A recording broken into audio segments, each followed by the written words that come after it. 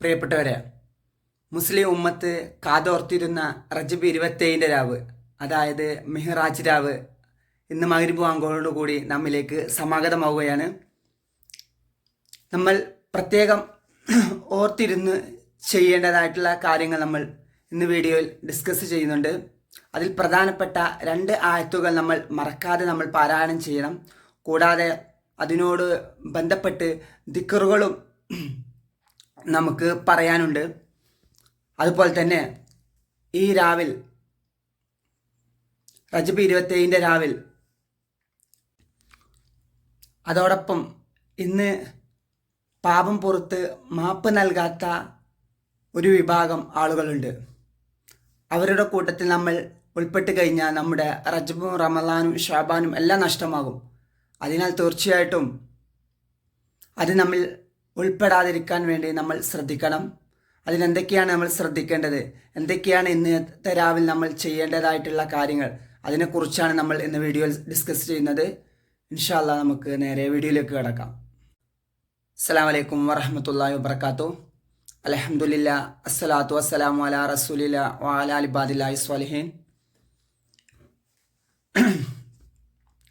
അൽഹംദുലില്ലാ, റജബിൻ്റെ അവസാന നിമിഷങ്ങളിലൂടെയാണ് നമ്മൾ കടന്നു പോയിക്കൊണ്ടിരിക്കുന്നത്. അതിനാൽ തന്നെ ഇന്ന് റജബിലെ അവസാന 10 അവസാനത്തെ വെള്ളിയാഴ്ചയാണ്. ഈ വെള്ളിയാഴ്ചയോട് കൂടി റജബ് മാസം നമ്മളിൽ നിന്ന് പിരിയുകയാണ്. അതുകൊണ്ട് തന്നെ അല്ലാഹു സുബ്ഹാനഹു വ തആല ഈ പുണ്യ റജബ് മാസത്തിൽ നമ്മൾ ചെയ്ത എല്ലാ സൽക്കർമ്മങ്ങളും സ്വീകരിക്കുമാറാകട്ടെ. കൂടാതെ റജബ് മാസം പൊരുത്തം കിട്ടുന്ന മുത്തക്കീങ്ങളിൽ, മുഹ്സിനീങ്ങളിൽ അല്ലാഹു സുബ്ഹാനഹു വ തആല നമ്മെ എല്ലാവരും ഉൾപ്പെടുത്തുമാറാകട്ടെ. കൂടാതെ നമ്മിൽ നിന്ന് മരണപ്പെട്ടു പോയ എല്ലാവരുടെയും ഖബറോ അല്ലാഹു സുബ്ഹാനഹു വ തആല സ്വർഗ്ഗപ്പൂന്തോപ്പാക്കുമാറാകട്ടെ. നമ്മിൽ കഷ്ടപ്പാടുകളും വിഷമതകളും ബുദ്ധിമുട്ടുകളും രോഗങ്ങൾ കൊണ്ടും ഒക്കെ പ്രയാസങ്ങൾ അനുഭവിക്കുന്ന എല്ലാവരുടെയും ബുദ്ധിമുട്ടുകളും പ്രയാസങ്ങളും എല്ലാം അല്ലാഹു സുബ്ഹാനഹു വ തആല ഈ പവിത്രമായ മാസത്തിൻ്റെ ശ്രേഷ്ഠത കൊണ്ട് നീക്കിക്കൊടുത്ത് സൗഖ്യം നൽകുമാറാകട്ടെ.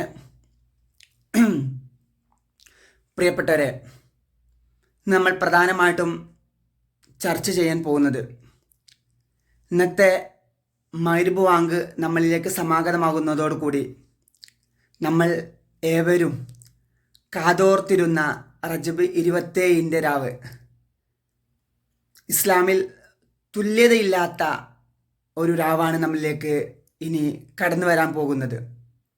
അതുകൊണ്ട് തന്നെ ഇന്നത്തെ രാവിൻ്റെ മഹത്വം നമുക്ക് എത്ര വർണ്ണിച്ചാലും മതിയാവുകയില്ല. അതെന്തുകൊണ്ടെന്നാൽ നമുക്ക് നമ്മുടെ അനുഗ്രഹമായിട്ട്, കനിയായിട്ട് നമുക്ക് ലഭിച്ച നമ്മുടെ നേതാവ് മുത്ത് മുഹമ്മദ് മുസ്തഫ സ്വല്ലല്ലാഹു അലൈഹി വസല്ലമ തങ്ങളുടെ വാനലോകത്തേക്കുള്ള സഞ്ചാരം അത് നടന്നത് ഇന്നത്തെ രാവിലാണ്. ഇന്നത്തെ റജബ് 27 രാവിലാണ് അല്ലാഹു സുബ്ഹാനഹു വ തആലയെ മുത്ത് മുഹമ്മദ് മുസ്തഫ സല്ലല്ലാഹു അലൈഹി വസല്ലമ തങ്ങൾ നേരിൽ ദർശിച്ച ദിനം എന്ന് പറയുന്നത്. അതുകൊണ്ട് തന്നെ മുസ്ലിം ഉമ്മത്തിങ്ങൾക്ക് ഇന്നത്തെ രാവ് മറക്കാനാകാത്ത സന്തോഷം കൊണ്ടും ആനന്ദം കൊണ്ടും ആഘോഷം കൊണ്ടുമെല്ലാം ഉത്സവമാക്കുന്ന പുണ്യരാവാണ് നമ്മിലേക്ക് ഇനി സമാഗതമാകുന്നത്.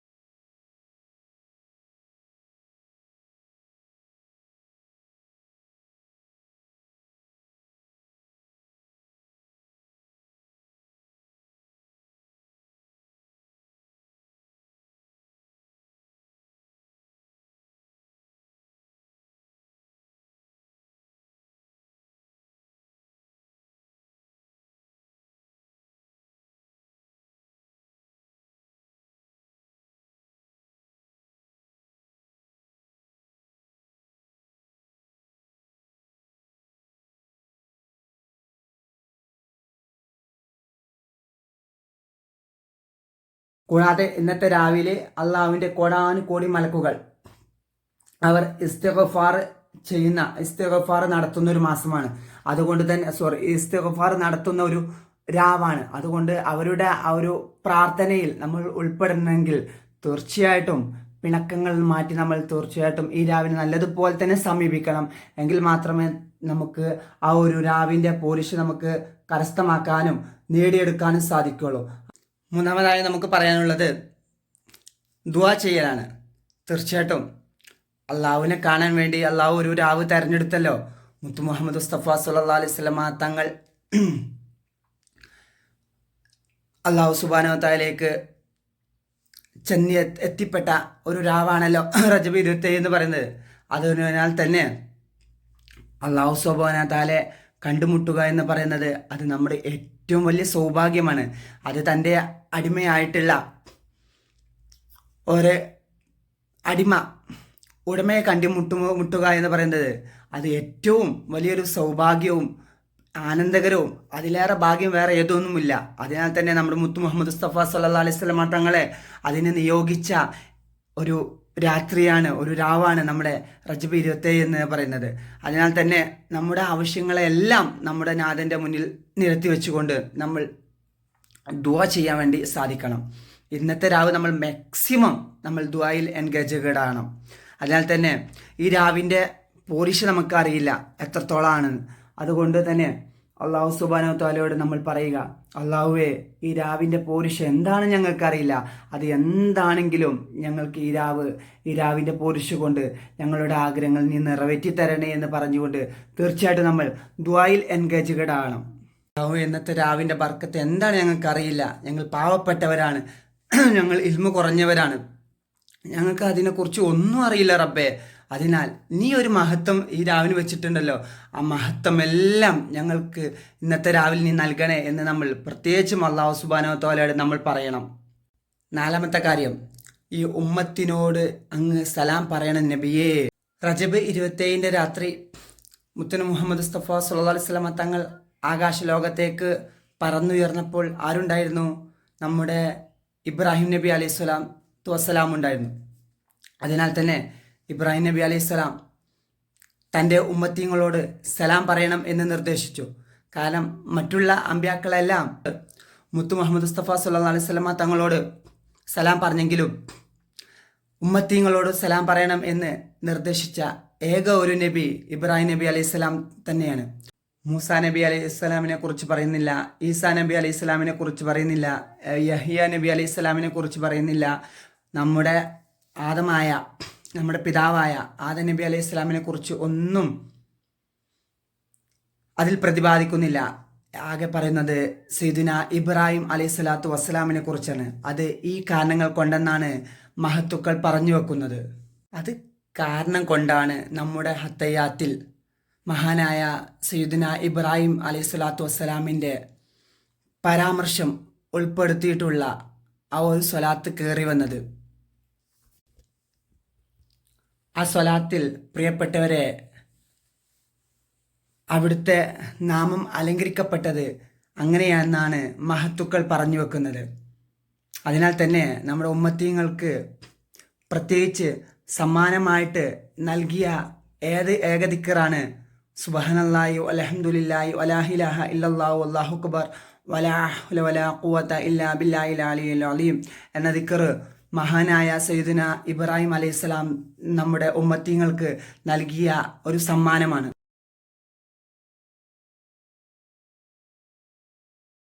എന്നാൽ ഇന്നത്തെ രാവിലെ മസ്റ്റായിട്ട് നമ്മൾ ഇത് ഉൾപ്പെടുത്തണം.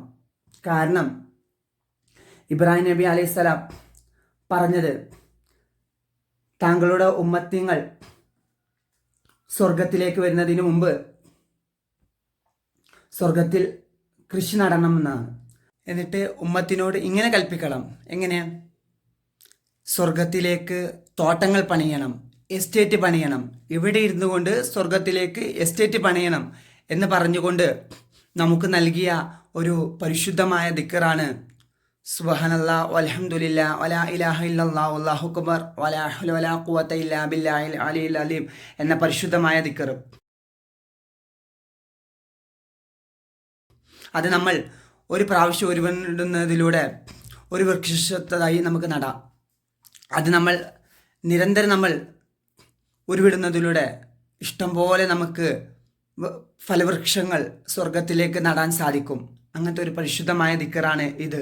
അതിനാൽ തന്നെ മലക്കുകൾക്കെല്ലാം വളരെ ഒരു സന്തോഷകരവും ആശ്ചര്യവുമാണ്. കാരണം നമ്മുടെ ഉമ്മത്തീങ്ങൾ സ്വർഗത്തിലേക്കുള്ള ഒരു ഡെപ്പോസിറ്റാണ് നമ്മുടെ ഈ ഒരു ദിക്ർ എന്ന് പറയുന്നത്. അതിന് നമ്മൾ ചെയ്യേണ്ട വസ്തുത എന്ന് പറഞ്ഞാൽ ഈ രാവിൽ മാക്സിമം ഈ ദിക്ർ ഉൾപ്പെടുത്തുക എന്നതാണ്. സ്വർഗം വിധിക്കപ്പെട്ട ആളുകൾക്ക് ഈ പരിശുദ്ധമായ ദിക്ർ പ്രാവർത്തികമാക്കാൻ സാധിക്കുള്ളൂ. അവർക്കല്ലേ സ്വർഗത്തിൽ എസ്റ്റേറ്റുകൾ പണിയാൻ സാധിക്കുള്ളൂ. അല്ലാത്ത ആളുകൾക്ക് അത് പണിയാൻ സാധിക്കില്ല എന്ന് മാത്രമല്ല, അവർക്ക് അതിനുള്ള ഭാഗ്യം ഇല്ലാതായി പോകുമെന്നതാണ് പറയാനുള്ളത്. ഇന്നത്തെ രാവിൽ മാത്രമല്ല, എല്ലാ രാവിലും പ്രത്യേകിച്ച് നമ്മൾ കിടക്കാൻ വിരിപ്പറയിലേക്ക് കടക്കുമ്പോൾ പ്രവേശിക്കുന്ന സമയത്ത് ഒരു പ്രാവശ്യം നമ്മൾ ഈ ദിക്ർ ഉരുവിടുകയാണെങ്കിൽ അൽഹംദുലില്ലാ ഹജ്ജ് ഉംറയും ചെയ്ത പ്രതിഫലമാണ് ലഭിക്കുന്നതിന്. അതിനാൽ എല്ലാ ദിവസവും നമുക്ക് ഹജ്ജ് ഉംറയും ലഭിക്കാൻ വേണ്ടി തീർച്ചയായിട്ടും കഴിവുള്ളവൻ ഹജ്ജും ഉംറയും ചെയ്യണമെന്നാണല്ലോ ഇസ്ലാമിലുള്ള നിർദ്ദേശം. അതിനാൽ തന്നെ പാവപ്പെട്ട നമുക്ക് തീർച്ചയായിട്ടും എല്ലാ ദിവസവും ഹജ്ജും ഉംറയും നേടിയെടുക്കാൻ ഈ ഒരു ദിക്ർ കാരണമാണ്. അതിനാൽ തന്നെ എല്ലാ ദിവസവും നമ്മൾ വിരിപ്പറയിലേക്ക് കടന്നു ചെല്ലുന്ന സമയത്ത് ഒരൊറ്റ പ്രാവശ്യം നമ്മൾ പ്രാവർത്തികമാക്കുന്നതിലൂടെ ഉരുവിടുന്നതിലൂടെ തീർച്ചയായിട്ടും ഹജ്ജ് ഉംറയും മക്ബൂലും മബ്റൂറുമായ ഹജ്ജ് ഉംറയും നമുക്ക് നിർവഹിക്കാൻ സാധിച്ചു എന്നതാണ് ഈ പരിശുദ്ധമായ ദിക്റിന്റെ പൊരുൾ എന്ന് പറയുന്നത്. കൂടാതെ ഈ നോമ്പ് നമ്മൾ നോൽക്കുന്നതിലൂടെ 1000 വർഷം ഇബാദത്ത് ചെയ്തതിൻ്റെ കൂലിക്ക് പുറമെ ലക്ഷോപകണക്കിന് മലക്കുകളുടെ ഇസ്തിഗ്ഫാർ പ്രാർത്ഥന, അവർ നടത്തുന്ന ആ ഒരു പ്രാർത്ഥന അതിൽ നമുക്ക് ഉൾപ്പെടാൻ സാധിക്കുമെന്നതും ഇതിൽ നമുക്ക് മനസ്സിലാക്കാൻ സാധിക്കുന്നതാണ്. അതിനാൽ തന്നെ അള്ളാഹുവിൻ്റെ ലക്ഷോപകണക്കിന് വരുന്ന മാലാഖന്മാരുടെ പ്രാർത്ഥന നമുക്ക് ഈ ഒരൊറ്റ നോമ്പ് നോൽക്കുന്നതിലൂടെ നമുക്ക് അവരുടെ ആ ഒരു ദുആയിൽ പങ്കുചേരാൻ സാധിക്കുമെന്നത് തീർച്ചയായിട്ടും നമ്മൾ മനസ്സിലാക്കേണ്ടതാണ്.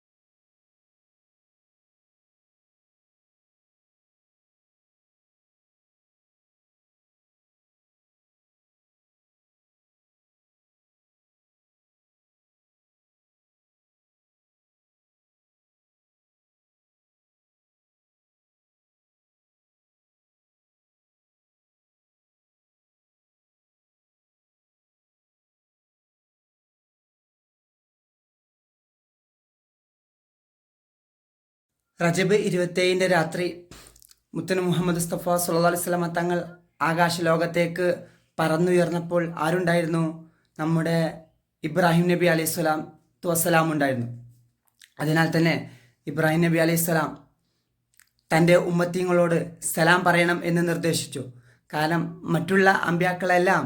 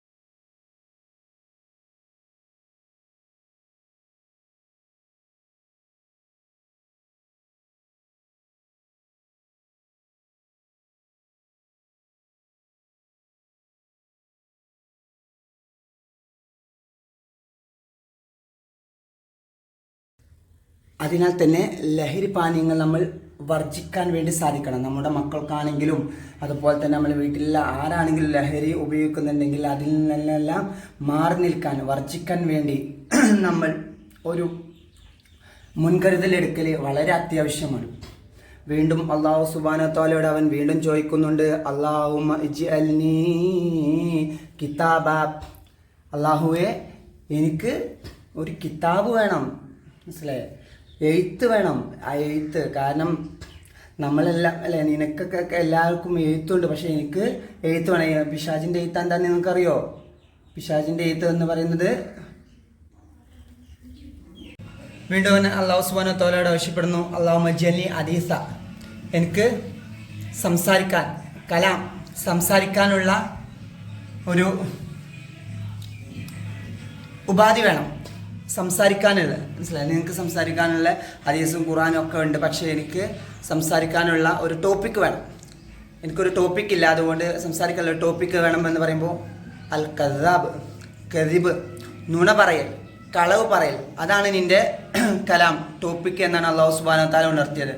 അതിനാൽ തന്നെ നമ്മുടെ ആളുകളെല്ലാം ഒരു കാര്യത്തിന് അല്ലെങ്കിൽ മറ്റൊരു കാര്യത്തിന് കളവ് പറയാറുണ്ട്. തീർച്ചയായിട്ടും അത് ഇസ്ലാം പ്രോത്സാഹിപ്പിക്കുന്നില്ല. അതുകൊണ്ട് തന്നെ നമ്മളിപ്പോൾ ഫോൺ വിളിക്കുന്ന സമയത്ത് ഞാനിവിടെ അല്ലടാ, ഞാൻ അവിടെയാണ്, ഒരു പക്ഷെ നമ്മൾ അങ്ങാടിയിലായിരിക്കും, പക്ഷെ നമ്മൾ പറയുന്നത് എവിടെ ആയിരിക്കും, ഞാൻ പള്ളിയിലാണ്, അല്ലെങ്കിൽ ഞാനിപ്പോൾ മറ്റൊരു സ്ഥലത്തേക്ക് പോയിക്കൊണ്ടിരിക്കുകയാണ്, നമ്മൾ വീട്ടിലുണ്ടാവും. അപ്പം അതുകൊണ്ട് തീർച്ചയായിട്ടും കളവ് പറയൽ, നുണ പറയൽ, അത് നമ്മുടെ മക്കളിൽ ആണെങ്കിൽ പോലും ആ ശീലം നമ്മൾ വളർത്താൻ പാടില്ല. തീർച്ചയായിട്ടും നമ്മുടെ കുടുംബത്തിൽ എന്ന് മാത്രമല്ല നമ്മുടെ സമൂഹത്തിൽ തന്നെ കളവ് പറയൽ, നുണ പറയൽ, അത് തീർച്ചയായിട്ടും പിശാചിൻ്റെ ലക്ഷണമാണ്. അല്ലാഹു സുബ്ഹാനഹു തആലയുടെ മുത്ത് മുഹമ്മദ് മുസ്തഫ സല്ലല്ലാഹു അലൈഹി വസല്ലം തങ്ങൾക്ക് തീരെയും ഇഷ്ടമില്ലാത്ത ഒരു കാര്യമാണ് കളവ് പറയൽ. കളവ് പറയൽ, ഒരാൾ മുത്തനബി മുഹമ്മദ് മുസ്തഫ സല്ലല്ലാഹു അലൈഹി വസല്ലം തങ്ങളെ വന്ന് കാണുകയുണ്ടായപ്പോൾ, തങ്ങളെ സമീപിച്ചപ്പോൾ അല്ലാഹു സുബ്ഹാനഹു തആലയുടെ ദൂതരായ മുത്ത് മുഹമ്മദ് മുസ്തഫ സല്ലല്ലാഹു അലൈഹി വസല്ലം തങ്ങൾ പറഞ്ഞത്, നീ കളവ് പറയരുത് എന്നാണ്. കളവ് നീ ഉപേക്ഷിക്കുകയാണെങ്കിൽ തീർച്ചയായിട്ടും നിനക്ക് എല്ലാ കാര്യങ്ങളും നേടിയെടുക്കാൻ സാധിക്കുന്നതാണ്. അതുകൊണ്ട് തന്നെ അയാളെ നിത്യജീവിതത്തിൽ നിന്ന് ഉപേക്ഷിക്കുകയും തീർച്ചയായിട്ടും അല്ലാഹു സുബ്ഹാനഹു തആലയുടെ അനുഗ്രഹം കൊണ്ട് തന്നെ അയാൾ സന്മാർഗത്തിലേക്ക് വരികയും ചെയ്യുമെന്തോ എന്നതാണ് ഹദീസിലുള്ളത്. അതുകൊണ്ട് തീർച്ചയായിട്ടും നമ്മൾ കളവ് പറയാൻ പാടില്ല, കദിബ്. പക്ഷേ കളവ് പറയാൻ നമുക്ക് ഒരവസരം ഇസ്ലാം തരുന്നുണ്ട്. അതെപ്പോഴാണ്? നമ്മുടെ അടുത്തുള്ള രണ്ട് കുടുംബങ്ങൾ അല്ലെങ്കിൽ രണ്ട് വ്യക്തികൾ, ഇവരെ ഒന്നിപ്പിക്കാൻ വേണ്ടി, ഇവരെ ബന്ധിപ്പിക്കാൻ വേണ്ടി ഇസ്ലാമിൽ ചേർത്ത് പിടിക്കൽ അല്ലെങ്കിൽ എന്താ വെച്ച് കഴിഞ്ഞാൽ ബന്ധിപ്പിക്കുക, അവരെ ഒരുമിപ്പിക്കുക എന്ന് പറയുന്നത് ഏറ്റവും പ്രോത്സാഹനമുള്ള, ഏറ്റവും പുണ്യം കിട്ടുന്ന, കൂലി കിട്ടുന്ന ഒരു കാര്യമാണ്. ഇപ്പം രണ്ട് അയൽവാസികൾ അവർ തമ്മിൽ പിണങ്ങി നിൽക്കുകയാണ്, പക്ഷെ അവരെ ഒരുമിപ്പിക്കാൻ വേണ്ടി, ചേർക്കാൻ വേണ്ടി കളവ് പറയൽ അനിവാര്യമാണ്. ഒരാളോട് അവരിങ്ങനെയല്ല അങ്ങനെയാണ്, മറ്റൊരാളോട് അവർ ഇങ്ങനെയാണ് അങ്ങനെയാണ്, അങ്ങനെ അവരെ ചേർത്ത് നിൽക്കാൻ, ഒരുമിപ്പിക്കാൻ വേണ്ടി കളവ് പറയൽ അനിവാര്യമാണ്. അവിടെ ഇസ്ലാം പ്രോത്സാഹനം നൽകുന്നുണ്ട്. പക്ഷെ അത് കളവല്ല, അത് ഒരു നന്മയാണ്. കാരണം അവരെ ഒരുമിപ്പിക്കുക, അവരെ ചേർത്ത് പിടിക്കുക എന്ന് പറയുന്നത് ഒരു നന്മയാണ്. തീർച്ചയായിട്ടും അവിടെ ഇസ്ലാം പ്രോത്സാഹനം നൽകുന്നുണ്ട്. അല്ലാത്ത ഒരു സ്ഥലത്തും ഇസ്ലാം പ്രോത്സാഹനം നൽകുന്നില്ല, പ്രചോദനം നൽകുന്നില്ല. അതുകൊണ്ട് തന്നെ തീർച്ചയായിട്ടും നമ്മൾ കളവ് പറയൽ, അത് നമ്മൾ നിത്യജീവിതത്തിൽ നിന്ന് നമ്മൾ മാറ്റി നിർത്തേണ്ട ഏറ്റവും വലിയൊരു കാര്യമാണ്. വീണ്ടും അല്ലാഹു സുബ്ഹാനഹു തആലയോട് അവൻ വീണ്ടും ചോദിക്കുന്നുണ്ട്. ഇത് അവസാനത്തെ ഫൈനലാണ്. വീണ്ടും അല്ലാഹു സുബ്ഹാനഹു തആലയോട് അവൻ ചോദിക്കുന്നത്, അല്ലാഹുമ്മ ജിഅൽനി മസ്വായിദ, അല്ലാഹു എനിക്ക്